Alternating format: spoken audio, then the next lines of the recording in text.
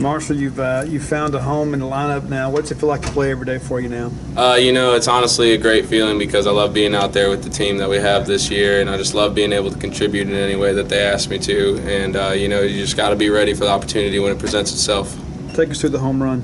I was sitting fastball the entire way looking for something out over the plate, and when he got it out over the plate, I just put a good swing on it like Coach O has always been teaching us to do all year. 1 through 9 tonight. Seemed like I think about six of you guys had multiple hits tonight. It seems like a complete lineup effort almost every night out. Is that kind of what you guys feel like? Oh yeah, I think we're very complete 1 through 9. Everybody's out there grinding at bats, and it's because everybody through the lineup 1 through 9 buys into what we're trying to do and sees the results and knows that with the results it's going to help the team, and at the same time the individual stats will show at the end. What are the guys most of these midweek games, the offense got off to a slow start. What was the difference tonight that y'all just came out and jumped up on top of them? I think it's the fact that we knew that they were bringing somebody, they had saved an arm for us, knew that we were going to get their best shot coming out of the gate, so we kind of took it a little more serious, knowing that this was something that they wanted to come in and win and know that they're a very competitive team in their own right. What do the guys in the top of the order say to guys like you and Dusty and other games, Gunner, when you guys are able to get on base, able to get hits and then generate runs that way? One of the things is I usually ask Jake, because he's the one who's going to see all the off-speed pitches first, because he'll usually be the one that'll tell me, hey, this guy's doing this with this pitch, this is the way this pitch is running. And then at the same time, I got to just know that if that's for a strike, off-speed pitch for a strike, that's it, because hitting in front of a guy like Jake means I'm going to get a lot of fastballs, so it helps me out a lot, because that way I know, hey, here comes a fastball, he's going to try to sneak one over, and I just got to be ready for it. What's that transition to third base been like for you? How much more comfortable are you now than maybe a month ago? Definitely a day-to-day thing, just taking as many ground balls as I can, but switching over there, it's different because I get in the habit of trying to block down and block a ball off my chest because I'm used to catching.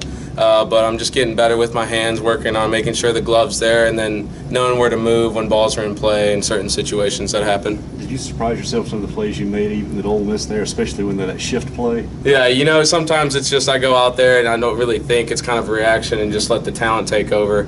I've been making those plays in practice. I don't think that it's anything new. I think that it's perfectly okay to go out there and say, hey, I'm surprised that this happened.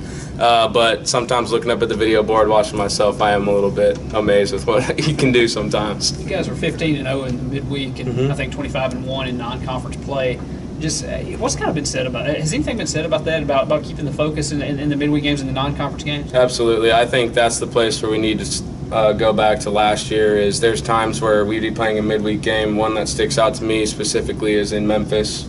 And, we were struggling at the time, and it was kind of a point where the lead could have flip-flopped either way and something bad happened or we lost momentum. And next thing you know, our team was down and out of it instead of able to keep going. And I think this year, the midweek games is where we sort of figure out, okay, just keep going, stick with the process, and ride it out through the end. With so many catchers on the roster this year, did you expect that to find another position to kind of work your way into the lineup maybe? Yeah, I think that everybody that's going back there is very competitive, and I think that's one thing that is a big thing for us, is it's so competitive that you have to be on the top of your game all the time, pushing yourself every day. There's no days off. I think that as far as a position goes, I was just going to go out there and anything that they asked me to do, I was happy to do it because I love this place, and whatever it takes to play with a team like this is what I really wanted to do. Y'all in South Carolina this weekend, what are you kind of expecting with them? South Carolina is one of those teams who's really trying to get back into making it into the tournament. They're going to give us their best shot, everything they got. And, I think that they're a very competitive team. They always have been due to history. And I think that one of the things that we can do is go ahead and make a statement this weekend as well. A lot of people already say you guys are kind of locked in for a national seed. Is there any I know you wouldn't say that there was any complacency whatsoever, but is there a sense of coming out and making sure that kind of gets done? Yeah, I think that it's in the back of everybody's mind. Playing at home, we're very hard to beat here. I think that last year going on the road to Vandy and beating them in the Supers and then being in Tallahassee, it's going to be nice. And knowing that the atmosphere plays a big part, I think it's going to be better for us to play at home, and I think that we're going to be able to dominate in that aspect.